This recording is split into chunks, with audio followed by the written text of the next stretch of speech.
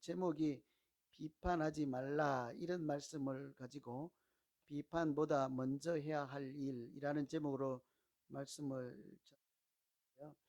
아이 참 이런 날은 말씀 전하기도 어려워요. 그죠? 그냥 밑도 끝도 없이 비판하지 말라 그러면 듣기 싫거든요. 누구든지.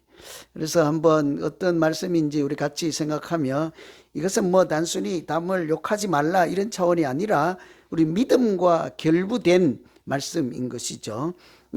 산상보훈 중에 구제, 기도, 금식이 경건 생활에 신앙생활의 3대 의무라고 할 만큼 중요하다. 근데 특이한 것이 구제가 맨 앞에 있는 것이 아무리 생각해도 이상하잖아요. 구제. 기도하고 말씀하고 찬양하고 구제가 나오면 모를까. 신앙생활 잘하기 위해서 구제하라가 먼저 나오는 게 무슨 뜻일까, 이런 유익한 세 가지를 살펴보았고요. 그 뒤에 이어서 연속되는 말씀이 이게 신앙생활에 걸림이 되는 것, 제일 우리 신앙생활에 유의해야 되고 방해가 될 만한 것, 첫 번째가 물질이었다고요. 보물. 우리 보물이 뭔가 하죠. 여러분, 보물이 무엇입니까? 결혼할 때 받은 쌍가락지? 뭐 부모님에게 물려받은 재산? 하나님이 예수 그리스도가 나의 보배 올시다, 이런 분 계십니까? 이렇게 진정한 보물이 무엇인가? 우리가 보물을 잘못 알 때 보물에게 우리가 오히려 속해서 종노릇하기가 쉬운 물질의 경계. 또 두 번째가 뭐죠? 염려하는 마음. 오늘 세 번째요. 비판하는 것. 이게 우리 믿음 생활에 잘못하면 많은 걸림이 될 수 있는 것이다, 이런 얘기인데요. 무슨 말씀인지 우리 같이 한번 보도록 하죠. 헬라 있잖아요. 헬라. 그리스, 오늘날 그리스. 헬레니즘, 헤브라이즘, 이렇게 그리스, 유럽, 뭐 로마 이쪽에 있는 헬라 시대에 그 사람들 문명 속에 내려오는 이야기라고 해요. 사람은 누구나 앞뒤에 두 자루를 메고 걸어 다닌다, 산다고 그래요. 비유의 말씀이겠죠. 앞에도 자루 하나 메고 뒤에도 자루 하나 맨다. 우리 뭐 물지개 양쪽에 있는 것처럼 이거는 앞뒤로 자루가 있는데요. 옛날에 넝마주의하고 휴지 줍고 이래서 파는 사람들 보면 집게로 밑에 있는 거 딱 집어서 뒤에 이렇게 던지고 해서 뒤에 큰 바구니 같은 주머니 달고 살잖아요. 근데 여기는 앞에도 하나 있대요. 뒤에도 하나 있고. 어디에 주워 담기가 쉬울까요? 아무래도 이렇게 뒤로 넘기기는 어렵잖아요. 잘못하면 남의 얼굴에 집어 던질 수도 있고. 앞에가 많이 담기겠죠? 또 쉽고. 근데 앞에 있는 주머니는 남의 허물을 담는 주머니래요. 또 뒤에 있는 것은 자기 허물을 담는 자루라고 해요. 이렇게 위치상으로 봐도 앞에 주워 담기가 쉬워요. 왠고하니 남의 허물은 집게로 집어서 주워 담을 게 너무 많거든. 근데 나 허물은 안 보여요. 어제 누가 나보고 염색을 하라 그랬고 나 안 해요. 괜찮아요. 나 안 보여요. 내 머리 염색은 저는 못 봐요. 어디 가야 봐요? 거울 앞에 서야 봐. 또는 누가 저보고 에이 못생겼네 하면 그때 이제 왜 그래요? 그러면 염색해서 할배 같아요 하면 그때 아 염색을 해야 되는구나 하지, 제 모습은 안 보이거든요. 근데 남의 허물은 어때요? 너무 잘 눈에 띄어요. 그래서 다니다가 보면 보이면 얼른 하나 줍고 얼른 하나 담고 하니까 앞에 많이 쌓이겠습니까? 뒤에 많이 쌓이겠습니까? 앞에 이제 배불떼기처럼 앞자루는 자꾸 부피가 늘어나는데 신기한 거는 그러면 앞에 짐이 많으니까 허리가 이렇게 굽어져야 되네요. 무게 때문에. 근데 절대로 그런 일이 없다네요. 왜 그럴까요? 뒤에 자루에는 더 많이 담겨져 있기 때문이다. 뒤에가 뭐 있습니까? 뒤에 자루.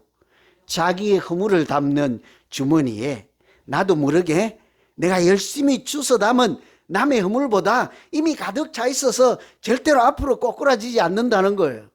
많이 좀 생각을 하게 하는 비유의 말씀이라 하겠죠. 우리나라가 아니고 헬라 문명에서 전해오는 지혜의 말씀이라고 합니다. 오늘 이런 이제 비판에 대한 말씀이요. 이와 같이요. 들려드린 말씀처럼 누구도 자유로울 수 없는 것이 비판이라 하는 주제잖아요. 그죠? 그래서 사전적으로 보면 사물의 옳고 그름을 판단해서 밝히 드러낸다, 이런 거예요. 얼마나 좋아요. 잘못된 것이 있으면 이것이 옳습니다, 이건 잘못되었습니다 하면 얼마나 도움도 되고 실수하지 않고 제대로 살아갈 수 있는 좋은 일이죠. 그런데 오늘 여기서 비판하지 말라는 그런 좋은 뜻으로 하는 것이 아니라, 여기 있는 비판은 당시에 이렇게 문화적 관습하고도 관계가 있는 말씀이죠. 당시에 예수 믿는 사람들, 특히 유대인들 사회 문화에서 율법을 가지고 걸핏하면 이웃에게 이렇게 잣대를 들이대고 하나님 말씀에 이것은 어긋났어, 틀렸어, 못돼 먹었어, 이렇게 하는 그 관습하고 관련된 말씀인 거예요. 그래서 비판하지 말라 하는 말씀을 가장 먼저 들어야 할 사람은 서기관과 바리새인에게 하시는 말씀이다 그래요. 오늘 산상보훈 중에 우리가 포함된 말씀이잖아요. 마태복음 5장에서 7장, 오늘 7장 말씀이니까 거기에 항상 관통하는 주제 중에 하나가요, 서기관과 바리새인보다 너희 의가 낫지 아니하면 천국에 들어갈 수 없느니라. 그래서 우리가 항상 나의 믿음 생활이 서기관과 바리새인하고 견주어 봤을 때 어떠한가 생각을 해봐야 한다죠. 오늘 비판이라는 주제로만 살펴보면 서기관과 바리새인 얼마나 율법을 잘 아는 사람입니까? 얼마나 하나님 말씀을 철저하게 지켜서 자기들은 다른 사람, 구별된 사람, 경건한 사람들이라 하는 사람들이잖아요. 그런데 자기들이 아는 만큼 아는 것을 가지고 다른 사람에게 자꾸 이제 자를 들이대서 너 틀렸어, 너 이러면 안 돼, 이러고 있다는 말씀이죠. 그들에게 하나님 하시는 말씀이 너희가 비판을 받지 아니하려거든 비판하지 말라, 이런 얘기를 하는 거예요. 옳고 그름에 대해서는 교회 다니면 입 딱 닥치시오, 이런 얘기가 아닌 거예요. 바른 것을 바르다 하고 좋은 것은 좋다 하고 잘못된 건 잘못된 거다 하는 것은 뭐 사람이 살면서 자연스럽게 하는 이치잖아요. 아니, 냉장고에 넣어놨는데도 음식이 썩어서 진동하면 이거 먹으면 안 됩니다라고 말을 할 수 있어야죠. 그런데도 그런 것조차 말하면 안 된다, 먹고 죽거나 말거나 이런 얘기가 아니라 우리 신앙생활과 관련해서 비판이라고 하는 주제로 하나님 앞에 더 가까이 나아가고 신실하게 살고자 할 때 어떻게 해야 되느냐, 이런 얘기를 하고자 하는 것이죠. 비판이라고 하는 것으로 내 신앙의 걸림돌을 삼지 않고 오히려 우리가 비판보다 더 먼저 열심히 함으로 어떻게 건강한 믿음 생활을 할까. 그래서 제가 비판하지 마시오 하면 다 듣기 싫잖아요, 그죠? 여러분, 성경에 비판하지 말라고 하니까요, 절대로 서로 비판하지 마십시오. 제발 부탁입니다. 봐요, 한 명도 아멘 안 하잖아요. 이게 듣기 싫었거든, 누구든지. 이거는 그래서 우리가 그런 차원에서 하면 무겁고 딱딱하고 듣기 싫으니까, 그러면 하나님 앞에서 건강한 믿음 생활하기 위해서 비판은 제껴두고 비판보다 앞서 해야 될 것이 무엇이 있을까? 그러면 비판도 이겨내고 비판하는 것으로 책망도 받지 않고 이쁘게 신앙생활을 할 수 있지 않을까? 그래서 제가 곰곰이 생각하는데 두 가지로만 한번 다루어 보려고요. 우리가 비판보다 먼저 한번 도전하고 해볼 것은요, 믿어주는 거예요. 믿는 것. 하나님을 믿고 또 내가 비판할 만한 사람이 있으면 그 사람을 좀 믿어주는 거죠. 여러분, 저를 좀 믿어주실래요? 오늘 웬일이십니까? 오늘 점심 2그릇 드세요. 오늘 뭔지 된장찌개, 아니 김치찌개 맛있던데 2그릇 드세요. 오늘 웬일로 착한 마음으로 오셨네, 그죠? 한번 믿어주시기나 하실랍니까? 한 3일 기도해 보시고, 한번 부족하고 연약하고 비판하는 일이 많을 때요, 한번 믿어줘 보세요. 개가 천선하는 날이 오지 않겠습니까? 오늘 보면 1절에 비판을 받지 아니하려거든 비판하지 말라 그래요. 말씀 중에요, 그냥 비판하지 말라가 아닌 거예요. 비판을 받지 아니하려거든 이라는 전제가 있잖아요. 누구에게 비판을 받지 아니하려면 비판하지 말까요? 비판에 대해서 다시 한번 생각해 볼까요? 내가 비판하는 그 사람이 나에게 거꾸로 되쌓아 붙일 것이므로 너는 주고받고 하지 말고 복잡하게 살지 않으려면 비판하지 말라, 이렇게도 생각할 수 있겠습니다. 왜냐하면 내가 대로 주고 말로 받을 수도 있잖아요. 한번 잘못했다가 된통 당하는 수가 있지 않습니까? 제가 그래서 항상 집에서도 조심하죠. 여자분들은 한번 잘못했다가는 그냥 된통당할 수가 있거든요. 그래서 항상 조심조심해야 돼요. 되로 죽고 말로 안 받으려면. 그런 이야기가 될 수도 있겠습니다만 여기서는요, 그런 이야기가 아니라 항상 우리가 하나님 앞에 설 날을 생각하며 함부로 나의 기준으로 다른 사람에게 이렇게 섣불리 말하는 것에 대해서 다시 한번 생각하라, 이런 이야기인 거예요. 우리가 사실 하나님 앞에 설 날이 저나 여러분이나 뭐 몇 날 안 남았잖아요. 아멘은 하기 싫은 거지. 저는 지금 60인데도 그날을 가끔씩 생각해요. 하나님 앞에 섰을 때 뭐라고 할까? 하나님이 내게 뭐라고 할까? 내가 잘 살았다 하고 참 잘 살고 하나님이 주신 이 지구촌의 그 순간을 뭐 하다 왔니? 하면 뭐라고 할까? 좀 걱정되긴 해요. 뭐 맨날 놀고만 왔습니다 할까? 그죠? 그래서 늘 이렇게 우리가 심판을 받지 또 이렇게 비판을 받지 아니하려거든은 상대방에게 말로 주고 되로 주고 말로 받지 아니하려거든, 이런 얘기가 아니라 우리의 유일하신 재판관이신 하나님 앞에 설 날을 생각할 수만 있다면 지금 내가 하는 일에 대해서 두 번 생각해보라, 이렇게 생각할 수 있는 거예요. 그래서 영어로도 보면 번역할 때 do not criticize 그래요. 그렇게 하지 않고요, 비난하고 이런 거 말고 do not judge 이렇게 한다고. 발음이 어때서 알아들을지 모르겠습니다만 한국말로 번역하면 남에게 재판관 노릇하지 않다, 이런 얘기로 번역을 한 거예요. 실제로 헬라 원어 성경에도요, 크리노라고 하는데 이것은 심판하다, 정죄하다, 판결하다, 이런 얘기예요. 비판하지 말라고 하는 것은 다른 사람에게 재판관 노릇을 하여 그 사람을 정죄하지 말라, 너 죄가 이것이다라고 섣불리 말하지 말라, 이런 얘기거잖아요. 그래서 여러 책에도 보고 여러 설교도 들어보고 많은 문헌을 뒤져보고 결론적으로 짧게 하면요, 오늘 이 말씀을 이렇게 한마디로 할 수 있어요. 자기 기준에 따른 판단으로, 자기 기준으로 판단해서 그것 때문에 상대방을 함부로 죄가 있다, 틀려 먹었다라고 말하는 것에 대해서 주의하라, 이 정도로 쉽게 해석할 수 있겠습니다. 단순히 뭐 옳고 그름에 대해서는 입을 닫고 살아라, 이런 차원이 아니라는 말씀이죠. 그래서 톰 나이트라는 신학자도 이렇게 얘기를 했어요. 여기서 비판하지 말라고 하는 것은 아까 말씀드린 것처럼 서기관과 바리새인들이 첫 번째로 들어야 되는 말씀이다. 그들이 도덕적 기준이 굉장히 높잖아요. 신앙 기준이 굉장히 높단 말이죠. 자기들이 잘 지키니까. 그까지는 좋은데 이 사람들이 습관적으로 내가 잘 지키면 뭐가 잘 보여요? 다른 사람들이 안 지키는 것은 금방 눈에 띈다고요. 여러분 신호등 건널 때요, 빨간불 켜지면 서 있고 파란불에 건너가면 건너갈 때마다 꼭 한 명씩 보이는 사람들이 있죠. 저쪽에서 신호 안 지키고 건너가는 사람 있잖아요. 그죠?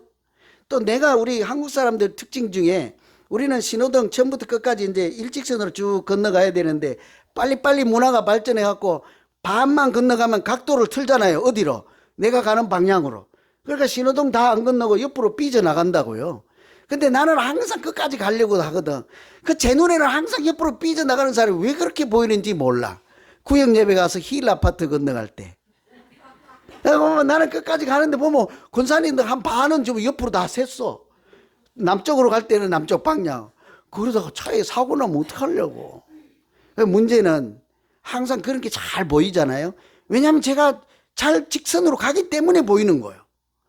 이 바리새인 서기관들이 하나님 말씀 율법을 잘 지키니까 그까지는 좋은데 그걸 가지고 어떻게 해요? 다른 사람의 잘못이 너무너무 눈에 잘 보이니까 그거 집게로 집어서 전부 앞주머니에 다 집어서 넣는 거지. 이제 남의 허물이. 그래서 선생 노릇하고 교사 노릇하고 이렇게 서기관, 재판관, 하나님 자리에 앉기가 쉽다. 그렇게 하면 이 믿음 생활에 오히려 걸림이 된다. 그렇게 하지 않으려면 어떻게 해야 됩니까? 잘 믿어야 된다는 거죠. 어떻게 해요? 하나님이 재판관이시다. 하나님이 내가 좀 꼴불견으로 보이고 고쳐주고 싶은 저 사람에게도 내가 아닌 하나님이 재판관으로 살아계시니 때가 되면 하나님이 은혜를 주시면 저 사람이 변화를 받으면 저 사람이 고침을 받고 상한 심정을 새롭게 고침을 받아서 변화되는 날, 나처럼 믿음 생활 잘하는 날, 그런 날이 오도록 하나님이 틀림없이 역사하시고 인도해 주실 줄로 믿습니다. 그러니 내가 어떻게 뜯어 고치려고 하지 말고 뭘 믿어야 돼요? 하나님이 나뿐만 아니라 저 사람도 감찰하시는 유일하신 한 분이시다 하는 걸 알면요, 하나님 기도만 하세요. 저분이 이런 면이 있으니 하나님이 때가 되면 일하실 거지요. 저는 하나님만 믿습니다. 근데 참 잘 안 돼요. 하나님이 더디니까. 하나님은 이럴 때는 왜 그렇게 꿍지락거리는지 몰라. 얼른 가서 그냥 매를 한 대 때리든지 어떻게 고쳐주시면 되는데 아이 자꾸 미지근하고 기다린단 말이죠. 프랑스 화가가요, 뭐 자꾸 비판하지 말라면 재미도 없고 들리지도 않고 이제 주무실 거잖아, 그죠? 그래서 그림 소개 하나 해드릴. 그림, 프랑스 화가 에밀 르누프라고 하는 화가가 1881년에 그린 그림인데 제목이 돕는 손이에요. 제가 어제도 보고 오늘도 그 그림 보고 왔는데요, 망망대해에서 아주 작은 배야. 할아버지하고 노를 젓는데 그 옆에 꼬마 애기 소녀, 아주 애기 같은 소녀가 이제 둘이 노를 젓는 장면인데, 그 꼬마 소녀가요, 어린 소녀가 할아버지하고 노를 같이 젓는 그 손이 도움이 될까요? 이게 평소에 훈련을 안 했으니까 노를 앞으로 당길 때 이 꼬마는 뒤로 밀 수도 있잖아. 그러면 서로 역작용을 해서 보탬이 안 된다고요? 할아버지가 다 당겨놨는데 그냥 그 설명하는 그림에 보면 애기는 그냥 손만 얹어 놓고 있는 꼴인 거예요. 그런데 그 할아버지는 그 꼬마의 손을 돕는 손이라고 한다고요. 왜 그럴까요?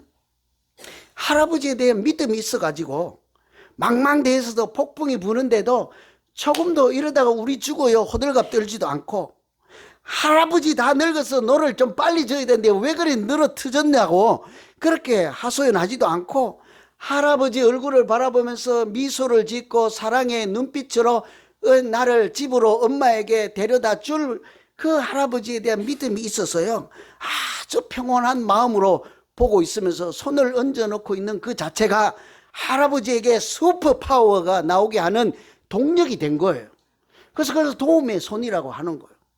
여러분, 우리가 하나님이 이렇지 않습니까? 사실은요, 내가 내 힘으로 살고 내가 계획하고 산다 하지만 하나님이 나의 인생에 노를 젓는데 나는 도움도 안 되는 손만 얹어 놓고 있는 꼴이 우리의 인생이지 않겠어요? 내가 뭐 해본다고 해봐요. 하나님이 내가 계획할지라도 걸음을 인도하시는 분은 하나님이라고 하시는데, 이 사실을 믿고 하나님을 신뢰한다면 하나님이 인도하시는 대로 우리가 따라가잖아요. 불평하지도 않습니다. 제가 어떻다고 말하지도 않습니다. 때로 꼴보기 싫으면 한 대 때려달라고도 하지 않습니다. 웬고하니 나뿐만 아니라 저 사람에게도 하나님이 그 중심을 살피시고 외모만 보지 아니하시고 그 사람을 잘 익어가는 이 여름날 과일이 익어가듯이 그 영적으로 성숙하게 만들어 가시는 하나님인 것을 우리가 믿으면요, 기다려줄 수가 있다고요. 내가 먼저 나서지 않아도 하나님의 일하심을 얼마든지 기다릴 수 있지 않겠습니까? 그래서 내가 섣불리 얼른 나서서 판단하고 비판하기 전에 하나님 저 사람 고쳐주실 것이죠, 이런 믿음, 또 그 사람에 대해서 믿음이 있어서요, 저 사람 때가 되면 달라질 거야. 여러분, 우리가 지금 오늘날처럼 이렇게 훌륭한 사람들이 갑자기 되었습니까? 아니면 우리 아버지, 어머니, 우리 선생님들이 우리가 실수하고 넘어질 때마다 또 울고 또 울고 또 기도하고 기다려주고 해서 지금 같은 여러분처럼 훌륭한 어르신들이 되셨습니까? 뭐 한 분밖에 아멘 안 되잖아요. 나는 나머지는 다 나는 나올 때부터 훌륭했다니까. 그런 게 어디 있어요? 하나님이 참아주고 인내하고 너 잘 될 거야, 이렇게 해서 오늘 우리가 있지 않겠습니까? 그래서 우리가 이런 것, 하나님에 대한 믿음만 있으면 저 사람도 고쳐주시고 내 인생도 주관하시고 감찰하시는 오직 한 분 하나님이 우리를 바르게 인도하실 거야, 이 사실에 대한 믿음만 있으면 우리가 얼마든지 서로 사랑하며 화목한 신앙생활을 하게 될 줄로 믿습니다. 두 번째, 우리가 비판보다 먼저 할 것은 사랑이다. 저는 이렇게 말씀을 준비하면요, 자다가도 설교 준비한다고 보시면 돼요. 그러니까 잠 자는 듯 설교 준비하는 듯. 그러니까 자다가도 연필 머리맡에 종이 놓고 연필 놔두고 항상 그러죠. 그러니까 불 켜길 때 잊어먹을까 불 켜기 전에 연필로 이제 주시는 생각이나 있으면 써요. 그러니까 이제 항상 두 번째가 고민이야. 여러 가지를 생각해도요, 결론은 이것인 거예요. 비판하기 전에 우리가 먼저 해야 될 것은 사랑이다. 왜냐하면요, 오늘 3절에 보시면 어찌하여 형제의 눈 속에 있는 티는 보고 네 눈 속에 있는 들보는 깨닫지 못하느냐. 이게 서기관과 바리새인에게 두고 하는 말이거든요. 서기관 바리새인들은 율법에 대해서 잘 알고 이렇게 경건한 사람들인데 하는 꼴을 보니, 하나님 보니 자기 눈에 들보는 있는데 자기 다른 사람의 눈에 들어있는 티를 자꾸 얘기를 한다는 말이죠. 여러분, 눈에 뭐 한번 들어가 보셨어요? 이물질이 있으면요, 사물을 제대로 볼 수가 없어요. 올해 제가 중간에 한번 눈에 먼지만한 것이 들어가서 고생했잖아요. 그래서 한 번은 제가 설교할 때 이렇게 했잖아요. 새벽기도 하나도 안 보여. 제가 지금 이게 눈에 뭐가 있으면요, 꽃이 마치 안경을 뺀 것과 같아. 권사님 오늘 눈을 왜 안 달고 오셨지? 교회를 오셨네. 코만 보여. 왜 코만 오늘 이렇게 커 보이지? 이분들도 얼굴이 왜 좀 밋밋하고 화장도 하나도 안 하고 전부 똑같은 옷을 입고 있네, 지금. 이게 안경을 빼니까 그렇지. 덜 보고 있으면 꼭 이렇다니까요. 내 눈에 이물질이 들어가거나 제대로 볼 수 없게 만드는 뭔가 걸림이 있으면요, 못 봐요. 여러분, 지금 눈이 하나도 없어요. 제가 볼 땐 좀 밋밋하고 누래요. 입술도 하나도 안 바르고 오셨네, 전부. 안경을 이렇게 써볼까요? 아이고, 이 천사들만 앉아있네, 전부. 입술은 또 얼마나 이쁘게 칠하고 왔는지. 눈은 또 이렇게 아름다운 눈빛으로 또 이렇게 있네. 우리가 마치 다른 사람을 비판할 때 내가 들보 있는 채로 보면요, 내가 본 내용이 정확할 수가 없는 거예요. 내 눈에 있다는 뭐가 시력을 제대로 볼 수 없게 만드는 이게 막아주는 게 있으니까요. 제가 얼마 전에 우리 집에 카메라 달았다고 얘기했잖아요. 어떤 낯선 사람이 마당에 한번 서성거린다고 해가지고 이 카메라가 이렇게 각도를 돌리면요, 아니 앞에 아무도 안 보여. 그래서 카메라가 고장났나 해가지고 고민고민을 해서 보니까 이 카메라가 각도가 돌아가는데요, 어떻게 돌리면 앞에 그 막대기 있는 데 가서 포인트가 딱 맞으면요, 막대기만 찍고 마당은 못 찍어. 그럼 도둑이 와도 몰라. 이게 큰일이다 싶어요. 우리가 그런 카메라처럼요, 앞에 막대기를 하나 두고 다른 사람을 보니까 저처럼 실수를 하는 거예요. 그러니까 눈도 안 달고 왔다 그러고. 이게 망령된 소리이지 않습니까? 입술도 이렇게 이쁘게 칠하고 왔는데 안 칠해 왔다고 하고. 이게 서기관과 바리새인들이 하는 모양새라고 하는 것이죠. 그래서요, 우리가 비판하지 말라를 적극적으로 해석하면 남에게 대해서 험담하지 말라 이 정도가 아니라 하나님의 눈으로 다른 사람을 보라, 이런 얘기로 해석할 수 있습니다. 우리가 사랑의 관점으로 다른 사람을 보라. 사랑하면요, 뭐가 보입니까? 결점이 보입니까? 이쁜 구석이 보입니까? 사랑해봐요. 우리가 콩깍지가 씌어가지고 다 지금 옆에 한 명씩 데리고 있잖아요. 그렇게 이쁜 줄 몰라서 나는. 자기가 탤런트를 그래갖고 난 탤런트 진짜인 줄 알았네, 우리 집사람. 한번 누가 언니인지 누군지 공채, 오디션 보는데 따라가긴 갔대요. 그래갖고 그것을 뭐라고 했는지 진짜 탤런트인 줄 알았네. 우리가 다 그렇게 콩깍지가 씌어서 하잖아요. 사랑하면요, 아무것도 안 보여요. 이쁜 것만 보여요. 그런데 우리는 어때요? 정죄하고 비판하라, 이런 것은 자기 기준으로 사랑하는 감정 없이 그냥 다른 사람에 대해서 비난하는 이런 마음을 가지고 실족하고 이렇게 하다 보면 그것이 우리 신앙에 도움이 안 된다, 이 말씀이 오늘 말씀인 거예요. 남 보기에 그만 듣기 싫은 소리 절대로 하지 마십시오, 이런 얘기가 아닌 거예요. 우리가 하나님 앞에 건강한 믿음 생활하기 위해서 제가 정확하게 볼 수도 없는 그런 믿음의 눈 가지고 나의 눈, 나의 기준, 그렇게 말고 하나님의 눈, 사랑의 눈을 가지고 서로를 보게 되면 그 사람을 살려내는 말이 나오지 않겠습니까? 그 사람을 격려하고 위로하는 믿음 생활을 하지 않겠습니까? 그래서 본 회퍼 유명한 목사님이 그렇게 얘기를 해요. 남을 공격할 수 있는 거점은 제자들에게 있을 수 없다. 남을 이렇게 뭐라고 할 만한 그런 근거나 기준이 내 안에 있을 수가 없다는 거죠. 사랑에도 그럴 시간도 없고 여유도 없다. 사랑하는 사람을, 남을 결코 방관자, 제3자처럼 관찰의 대상으로 남을 보지 않고 사랑하면 그 사람이 나의 사랑과 나의 봉사가 필요한 사람으로 상대방을 보게 된다. 언제예요? 사랑하면요. 사랑하면요. 다 그냥 웃고 있고 아무 도움도 없고 행복해 보이는 것 같지만요. 사랑하면 그렇지 않아요.